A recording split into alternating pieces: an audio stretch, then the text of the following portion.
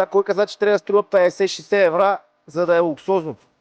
Mercedes C класа имаме AMG пакет, който да прави много по-скъпа, по-луксозна и по-творна.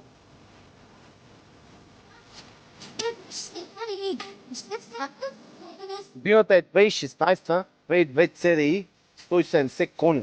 А я да видим, кожата е като нова, подгръча на седалките, бърмастерче, електрически багажник, старт-топ система, парктроник, няколко режима на шофиране, мултифункционален волан, автопилот, Автоматична скоростна кутия, пера на волана, навигация, климатроник, мултимедиа. оригинална джанта на Mercedes AMG 18, много хубави гуми.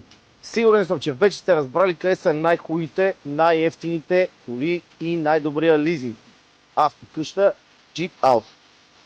Срещу 30% 3900 евро идваш и спираш да гледаш, почваш да караш.